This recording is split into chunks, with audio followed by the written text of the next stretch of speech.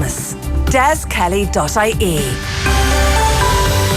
Cloudy with some rain and drizzle in the east, mainly dry and cloudy elsewhere with a few scattered showers mainly in the west and the northwest. Cold with a risk of frost in places and lowest overnight temperatures between -1 and +3 degrees. And now you're up to date on News Talk. Off the ball. Thanks to Screwfix.ie, championing the trade with a dedicated call centre. This is News Talk.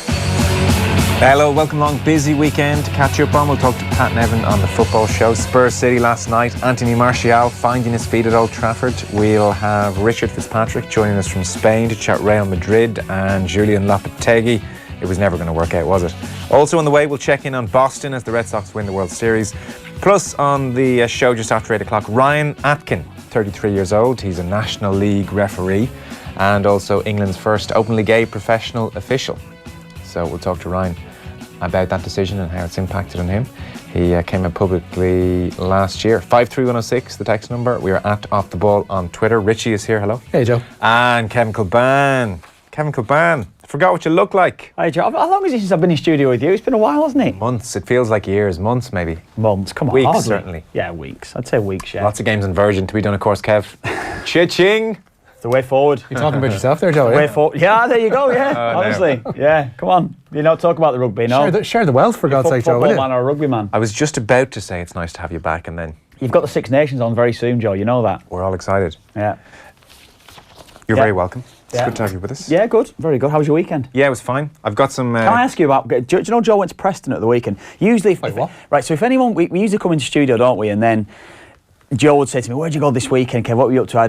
Now and again, I go to before we go in studio, I suppose. Yeah, but we always talk about when we come in as well. Where'd you go this weekend? I went to a game. I went to watch Preston on Saturday. Yeah. Oh, brilliant, yeah. So I've not been to Preston. Another man in studio went to watch Preston North End against Rotherham at the weekend. Joe Malloy. Can you believe that? Preston Rotherham? Yeah. Deepdale. Why? Good. Just a little trip with the lads. That'll be your first trip to Deepdale, though, yeah? Yeah. And what did you think? Really nice. The stadium was really nice. Yeah. There were about 11,700 there. 700 Rotherham fans, 11,000. So there were plenty of empty seats. Yeah, there's a hardcore Preston North End support of around or about 10, 11,000. 11,000, I would say. So this would have been one of the lower attendances. Yeah, bumped up when a bigger crowd comes in. You might get an extra 1,000 or 2 on the gate, you know. So it's about that, yeah. No, it's a great stadium. It's lovely and intimate. And it was a nice sunny day. So it was all good. Callum Robinson, I would have said, was maybe... Yeah, I was going to say to you, which players impressed you then? Well, Robinson was really good, you know. They're kind of worried about moving now. Oh, I mean... He's been performing so well in the last couple of weeks. Those couple of goals that he got in the league last week. Yeah, he scored a cracker. He scored a cracker last week against Brentford last midweek. So. Well, he had a goal disallowed at the weekend and was really good. So they had kind of a high front three and he was in the left-hand side of it. Great news for Ireland anyway, because I think this season he showed the form that he showed in the last, 20 minutes against Denmark and the Wales game. Yeah. He showed that form consistently across the season. This has been his best season at Preston from when I've seen him. So I think you're certainly seeing him now. Well, all their play was down his left-hand side in both halves. They went looking for him, I think. He had the beating of his man. He was making good runs. He's a bit faster than the players around him. Yeah. And had a goal disallowed. He was very, very good. There was a fellow I'd never heard of before, Pearson. Ben Pearson, yeah. Midfield, Ben Pearson. Yeah. He was a really nice player. Yeah, he's good. He's Preston's best player, definitely. He's been the best player of the last couple of seasons. I think it was last summer. Alan Brown. Certainly last... Well, Alan Brown... obviously player of the year last year, and I think it's certainly between Pearson and Brown who'd be the best two players at the club anyway. Pearson's the one that's attracting a lot more attention. There's a lot more interest in him. Signed a new contract. I think he'd become the highest paid player at the club, and rightly so because he's playing that well. I haven't seen much of Brown. I know he got player of the season. Pearson's a better player than him. Do you think that? Yes. I'm not like obviously to dig him out here, but what makes you say that Pearson's a better footballer? He's just better technically. Gets on the ball. They have different attributes. Like Alan Brown is, I would say, way fitter.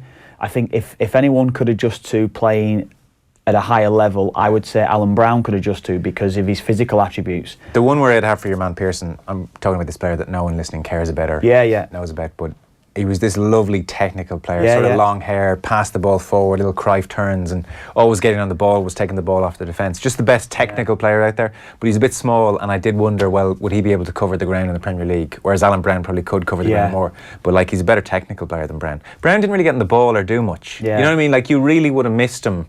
Apart from just his big physiques, you kind of notice him at times when he's involved in a few challenges, but he didn't get in the ball or do much. Kind of passed him by a little bit.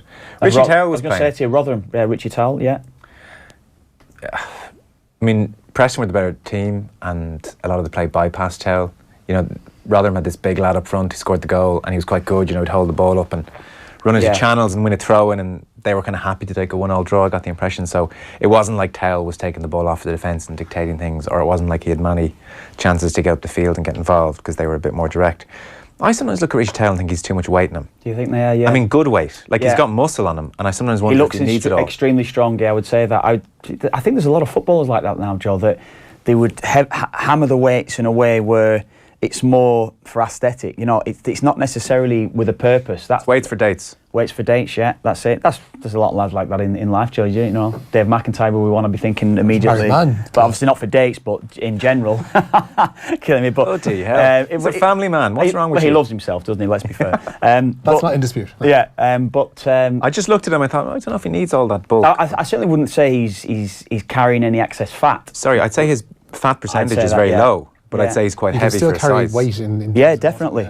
Without a doubt, definitely. I've witnessed that across the course of my career, definitely. Well, you see, it would strike me he must be incredibly dedicated to have that weight on him and a low body fat percentage. So I presume he's looked into it with the nutritionists and the people at the club, and they've decided, well, this is your best weight. But you hear players all the time, even GA players, rugby players, and they come out and say, I lost a few kilos and I felt better for it. Yeah. I actually remember speaking to Brian O'Driscoll. I would say about it all. Name drop, I suppose, as well. He comes in with us a lot, but Brian was presenting the lads with the caps, so I think it was Liam Brady under Giovanni Trapattoni invited him out to our hotel, so he came out and presented us with our caps.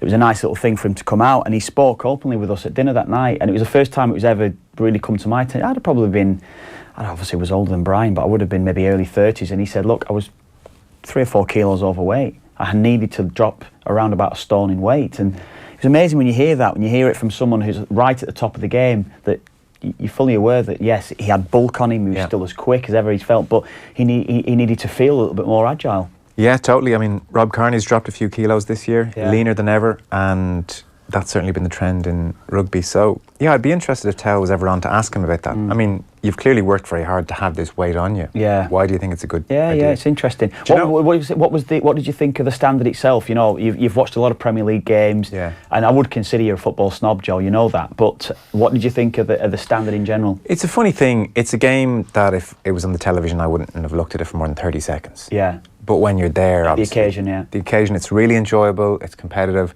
They're still very good footballers, obviously.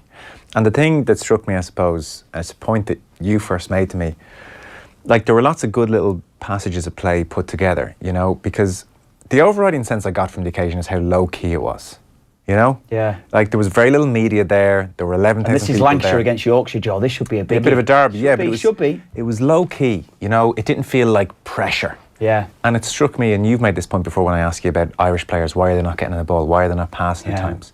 And you made the point, like, a lot of the time, even in lower Premier League level, and certainly this game, Rotherham, Preston, there's very little attention. I know. And then suddenly, you imagine if you're Callum Robinson, who, by the way, missed a great chance. His first touch was fantastic. It was Sean Maguire came on, looked really good. Yeah. Sorry, Sean Maguire is really, really good. Sean is playing well. really good.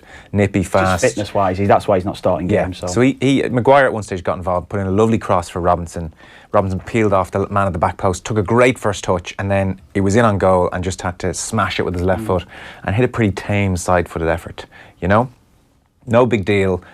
Preston are not going to hang him out to dry. He's not going to be the focus of post-match analysis. Well, we would talk about it for 3 days. Exactly. If we missed it Exactly. And so you can see why it's such a difficult thing to come from that sort of humdrum environment. You know, like once the game went 1-1, it was as if both teams sort of said, it was a nod and a wink, we're grand, you know? Whereas for our, and so it's that kind of environment. It wasn't, you know, it was like Preston played 2 or 3 days before that. They had another game 4 days later.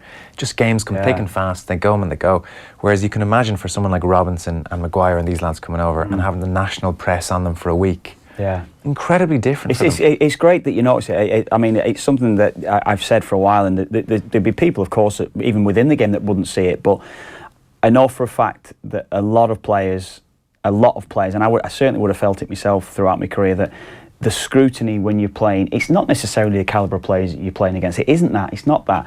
But it's that mentality of, look, if I don't want to make a mistake, because if I make a mistake, it's going to be brought up for a long time. And that's. I mean, it's the beauty, but it's also because if you do something that's not even necessarily special, you're actually going to be remembered for that. But the beauty and of course, the thing that goes against that is that if you do something wrong, you are going to be scrutinised, and it might actually cost you a place for years.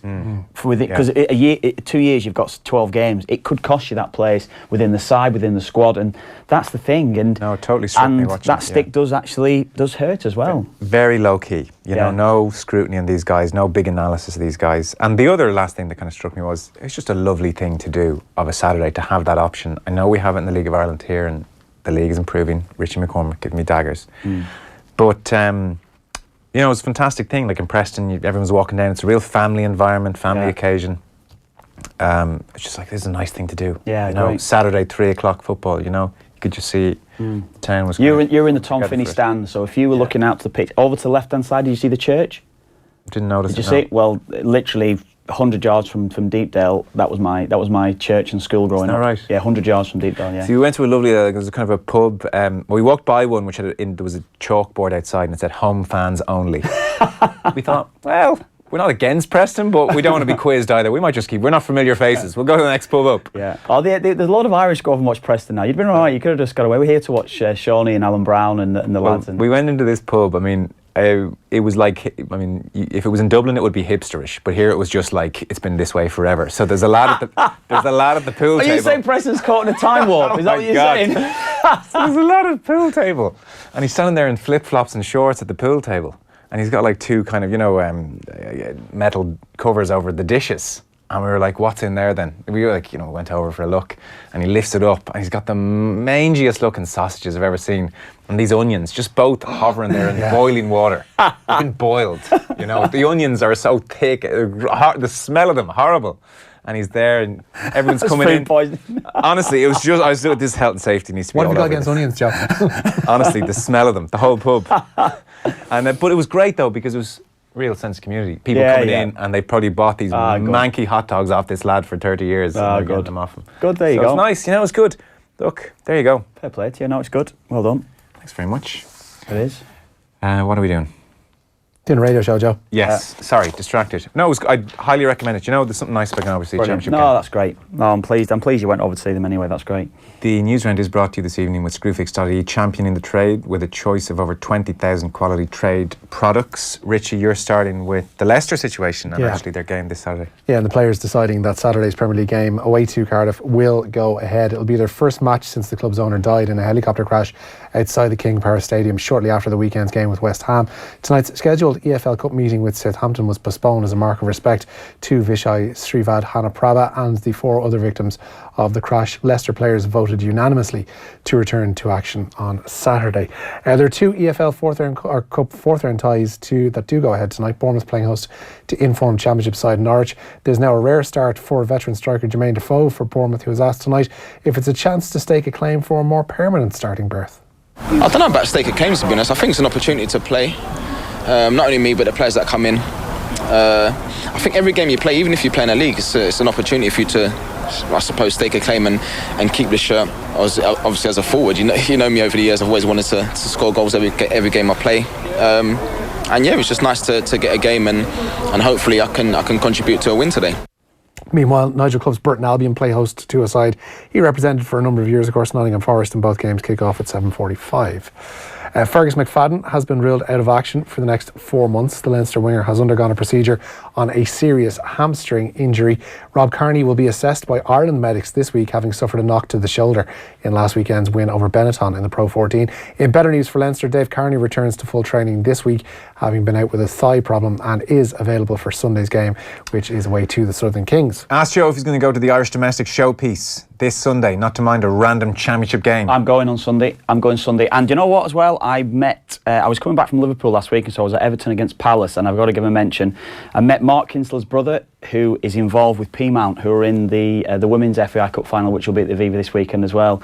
So yeah, looking forward to that as well. So I'm going to go and watch Peamount as well. That's a freakishly sporting family, the Kinsler family, isn't it? Yeah. When you consider his kids are involved in like gymnastics and it's true. Yes, that's it. They've represented Britain, I think, in the Olympics or World Championships. It's amazing. Yeah. But anyway, yeah. So I did meet them, and I tell you what as well, great work as well. They've been over. They played against Preston actually. They played at Preston and Peamount, and who else did they play? Was it Blackburn? They'll correct me. Definitely played Crosby anyway. They played 3 games and beat the sides convincingly. So yeah, it was great to see them anyway. So yeah.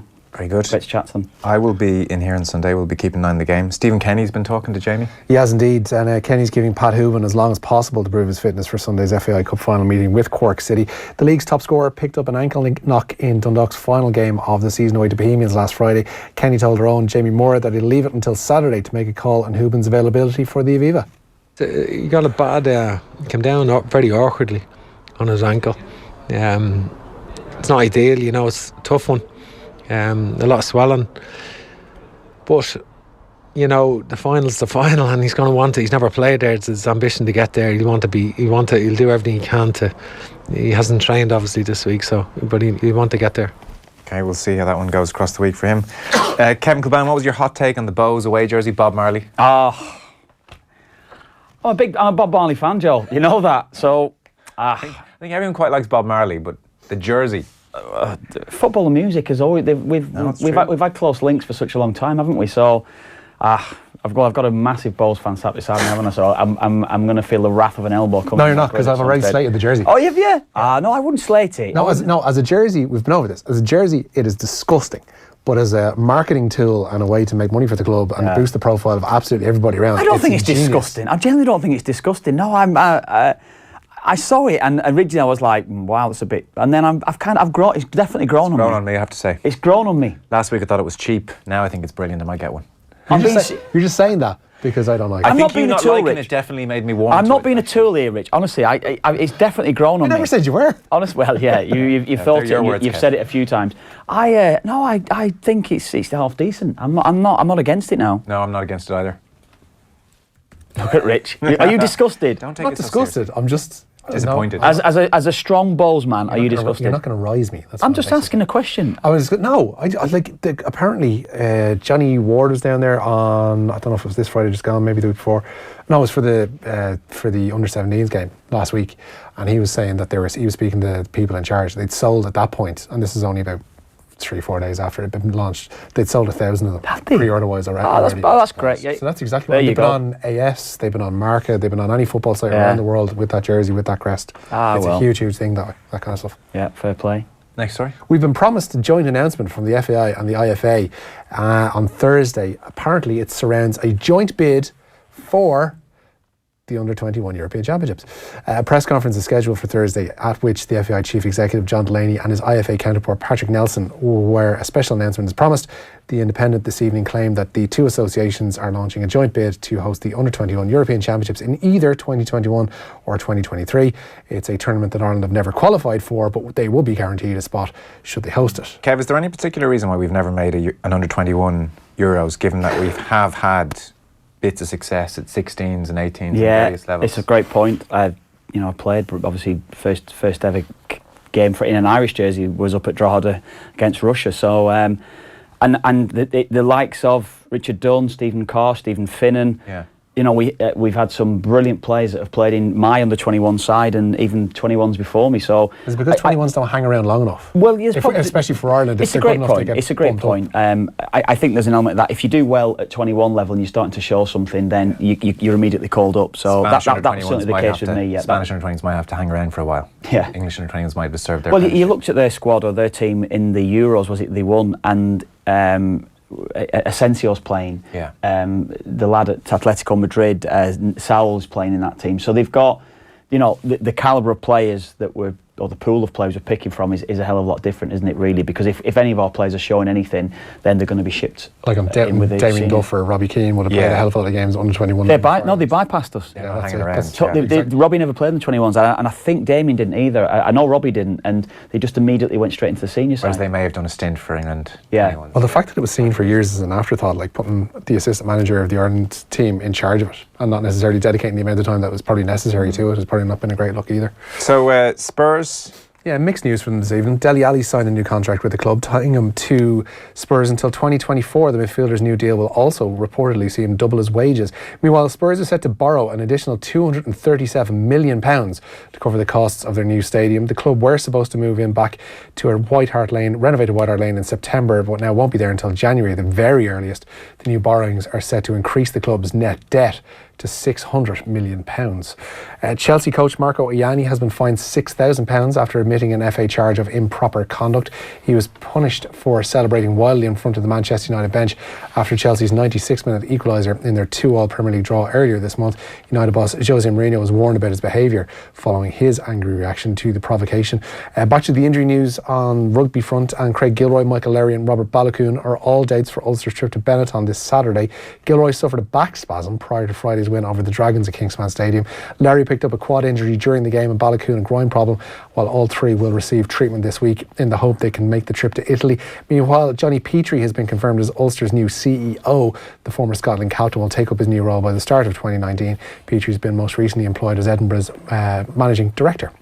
There are growing calls for clubs to be compensated as another young player leaves for the AFL. This time it's Sligo teenager Red Ogue Murphy, who signed a rookie deal with North Melbourne. Murphy becomes the 6th young player to leave Ireland for a rookie contract in the AFL in this inter-county close season alone. Collingwood snapped up Derry's Anton Tohill and Cork's Mark Kane. Greater Western Sydney Giants took another Derry starlet in Callum Brown. Brisbane signed Stefan Ockenbor of Kerry, while Dublin's James Madden departs for Brisbane. So at the moment there's no compensation, is that the... Yeah, it's just you're taking up an opportunity elsewhere. Yeah. So you're not necessarily financially depriving the clubs. But you know, I hear what the clubs are saying, but I think... It's not even the clubs, like Tomas O'Shea has been quite vocal about it in the past 24 hours, saying the clubs need to get some kind of compensation to a degree, even if it's a minimal, nominal kind of thing. What's the point of that though, really? Well, like their argument is, I don't know if I'd necessarily hold it, their argument is that they have done all the nurturing and training to get this player to the physical point at which they're able to go and play their trade for money elsewhere, or potentially for money anyway, depending on what a rookie contract is offering them. So they're kind of thinking that it's unfair that there's no recompense for the club basically to be deprived of a key player going forward, and also having done the development of that player where they're going to make, you know, a bit of financial gain from it. And what if the flip side says that the Australian clubs might be less likely to take these Irish players who might be itching to have a professional career, might be their only avenue to professional career, and this actually is an impediment? Well, ultimately this is the tightrope that the GA are walking by developing professional level athletes for ultimately not to get paid. They're going to be open to other groups, whether it's, I don't know, whether it's AFL, whether it's Rugby League, whether it's Rugby Union, whatever, picking up a player and deciding that they want to employ them. It's a difficult one, isn't it? No, I don't think it is. I don't think there should be any great call for compensation. Like, you're coaching the kids for the right reasons. Yeah. It's like the GAA is about, well, grow up, play for the club if you want, but just come and play GAA because it's good. It's good for everybody involved.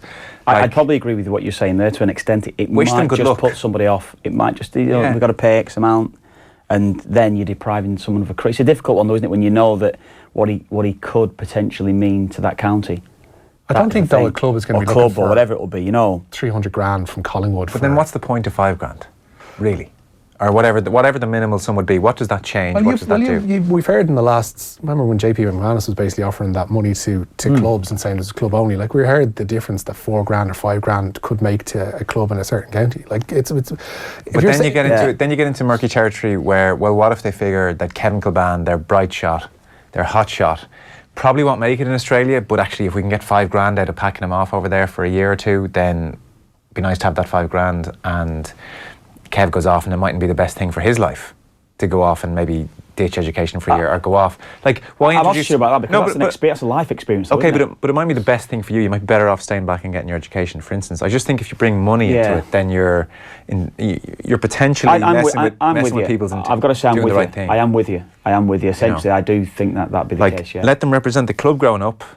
They're welcome back if it doesn't work out in Australia, but otherwise just wish them well and let them make the decision themselves, would be my feeling on the thing. Like, you're never going to get hundreds going over. It's never going to be a crisis for the GAA. I think the fact that they're seeing 6 and that they're players of Callum Browns and Ockenbors who are on the verge of, for decent counties, in the case of like Kerry and Dublin, you see Madden going off, like in decent counties, seeing young players heading off for Australia. Like, it could open, I'm not saying floodgates could be opened. The floodgates won't open. But it could open up an avenue for more and more players to go down should they be successful. But sure, no harm. Honestly, I mean, if you look at the GAA, the biggest issue this week in the GAA is that the Wicklow champions won their county championship and then had to play in the Leinster championship the next day. I didn't know. I saw that's bypassed me, Joe, as well. Yeah, it's 52 weeks in the year. Team won their first county championship in something like 6 years, maybe more. They could barely go out for a drink that night. They had to go out against the Offaly champions the next day. Boots probably still soaking wet. Get a hammer in because they're wrecked. So you're telling me like the big issues in the GAA is this? Young lads going off? I'm not saying the big issue. You're the problem, actually, McCormack. That's what I've realised. You know what I mean? It's like, so what if 20 lads go off here? That's loads, Joe. That's loads. Be fine. Best of luck to them. Looking for compensation doesn't change anything. All right, Ivan, calm down. The NFL have revealed that 4 regular season games will be played in London from next year. Wembley Stadium has staged 3 this Was one played last night as well, Rich? Sorry, was there? Was one played on Sunday, that meeting of Super Bowl champions Philadelphia Eagles and Jacksonville Jaguars. Next year, Wembley's going to have 2 games, as well as Tottenham's yet to be, possibly may never be completed stadium. The teams and dates involved are yet to be revealed, but we saw the impact of that on Wembley last night. Yeah, shocker, wasn't it, last night? Yeah, terrible.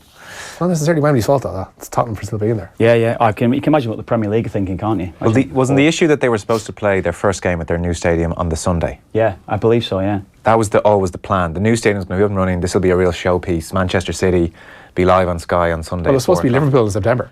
Yeah, but then I think they pushed it back to this. Yeah. And so suddenly they realised the stadium's not ready. Wembley's booked out on Sunday, so they have to quickly move the game to a Monday, and obviously the pitch is a wreck. Well, they've had to move. Well, they would have had to move if they were playing at home in this round of the EFL Cup. There was no way that they were going to play it at Wembley because Wembley has just been knackered from this. They made an interesting point during commentary. I don't know if you can give us an insight into this, Kev, where they were saying the bounce is off in the pitch, obviously because it's a bit cut up, but because they had to compress the pitch. Yeah, you mentioned that. No, I don't know. I mean, whether or not what would have happened, I would imagine with that, because the pitch gets cut up. It's kind of like I presume from it, it's almost like the old-fashioned roller. I presume that, so they're trying to condense all the bits. I presume, again, I'm guessing at it a little bit to an extent. I'm not an expert on it. But we'll find out. But no, it would be an interesting one. Imagine the Premier League were snapping, having a massive NFL logo still in the middle of the pitch. I can imagine they were raging. I can imagine that. Can you? Last story? Yeah, CJ Stander is among the nominees for Try of the Year at the World Rugby Awards. The Ireland flankers finishing of a wonderful team move and scoring Ireland's second try in the 24-15 victory away to England that sealed the Grand Slam was one of 4 tries in the shortlist. Sean Maitland's end-to-end try for Scotland, also against England, makes the list, while 2 All Blacks are shortlisted for tries against the Wallabies. Brodie Rettlick's dummy and score effort and Bob Barrett's finishing of a fantastic team move also get the nod, and the winners will be announced on November 25th. Well, sticking with rugby, and England have dropped Mike Brown for Saturday's opening Autumn International with the Springboks at Twickenham. He's not been included in head coach Eddie Jones' 25-man squad for the game. Courtney Law's also missing, but it is hoped he'll be able to return in time for the following week's game with the All Blacks. The uncapped trio of Zach Mercer, Ben Moon and Elliot Stoke are all included. Yeah, just one thing I did mention Peamount earlier on. They are playing Wexford Youth on Sunday, so I didn't mention Wexford Youth. So that's the Women's FAI Cup final this weekend, Jet. Very good man. We'll take a short break. Kev's here. We'll chat through some of the Premier League action next. I've got everything in front of me, so I think I have it. It took me a while to get there. Okay. A few of the lads in there earlier on, but I think I've got it. Yeah. The league split up into 4 different leagues: League A, B, C, and D. If you win a group, you automatically get into a playoff for Euro 2020 by winning a group. What? Yeah. So if you win your group, so if we had, say, Wales and Northern Ireland, we then I think it comes down to, so if we win League B, and now not necessarily B, if say you win all the games, potentially that gives you the chance you top that group. That's how it would work. So basically